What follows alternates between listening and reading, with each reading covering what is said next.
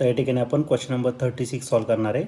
तर question number 36 दिलेला आहे. Wooden stick h metre long is floating on the surface of water.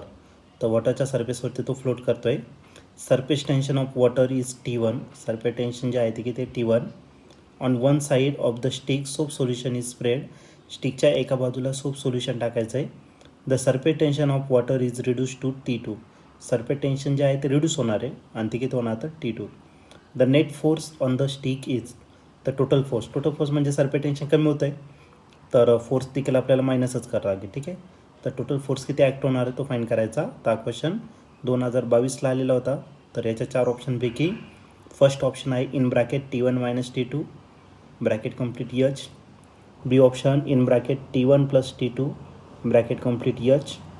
C option T1H divided by T2. D option T2 divided by T1H.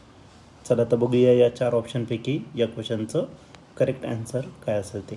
या क्वेश्चनमध्ये एक wooden stick दिलेलं आहे, H metre long दिलेला आहे आणि float करतो आहे वॉटर सरफेसवरती. ठीक आहे. तर हा वुडन स्टिक दिलेला आहे, ज्याची लेंथ किती आहे तर H एवढी त्याची लेंथ आहे आणि हा फ्लोट करणार आहे कशावरती तर वॉटर सरफेसवरती या ठिकाणी फ्लोट करतो आहे. ओके.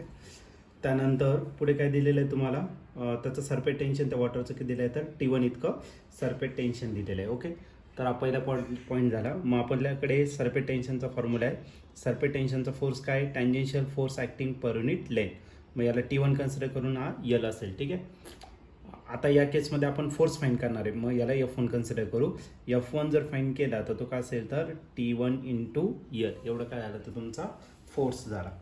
दुसऱ्या साईडला दिलेलं आहे. आता एक जी साईड आहे त्या स्टिकची त्याला काय करायचं, सोप सोल्युशन त्याच्यावरती स्प्रेड करायचं. सरफेस टेन्शन जे वॉटरचं ते रिड्यूस होणार आहे आणि ते किती होणार तर T2 इतकं रिड्यूस होणार आहे. ओके.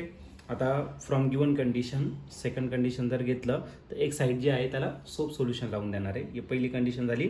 आता दुसऱ्या कंडिशनमध्ये सरफेस टेन्शन जर घेतला तर तो रिड्यूस झाला किती T2. मग त्याच्यावरती जो फोर्स ॲक्ट होणार तो किती F2 आणि त्याची जी लेंथ आहे ती किती असणार तर L इतकी असेल. आणि L किती आहे तर L आहे तुमचा H. तर Lच्या जागी आपण काय करणार आहे H टाकून देऊ. माझं F2 आहे, F2 किती असणार तर T2 × L. आणि आता Lला रिप्लेस करू आपण कशाने तर Hने रिप्लेस करू. मग दोन्ही केसमध्ये पुट L = H. माझं F1 आहे, F1 किती असेल T1 × H. अँड F2 जर घेतला तर F2 किती असेल तर T2 × H. आता या केसमध्ये जेव्हा तुम्ही सोप सोल्युशन त्याच्यावरती स्प्रेड करता, सरफेस टेन्शन त्या ठिकाणी काय होतं रिड्यूस होतं. सरफेस टेन्शन रिड्यूस होतं म्हणजे पहिलं सरफेस टेन्शन काय जास्त आहे. मग एक काम करा, इक्वेशन 1 मधून इक्वेशन 2 काय करा मायनस करा. मग आपल्याला नेट फोर्स फाईंड करायचा आहे. नेट फोर्स म्हणजे टोटल फोर्स, पण टोटल फोर्स म्हणजे ॲडिशन नाही करावं लागेल कारण की सरफेस टेन्शन कमी होतं आहे म्हणजे फोर्स पण या ठिकाणी काय होणार आहे कमी. म्हणजे F1 मायनस काय करावं लागेल तुम्हाला F2 करावं लागेल. आणि F1 जर घेतला तर तो काय असेल T1H आणि F2 जर घेतला तर तो T2H. या दोन्ही टर्ममधून काय कॉमन येणार H. मग करायला T1 - T2 आणि त्याच्या बाहेर जो घेणार आहे कॉमन तो काय घेतला तर आपण H घेतला.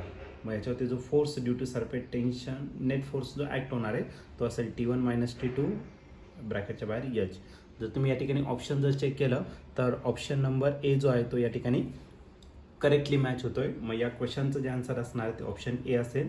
ऑप्शन ए म्हणजेच काय तर T1 - T2 आणि ब्रॅकेटच्या बाहेर H.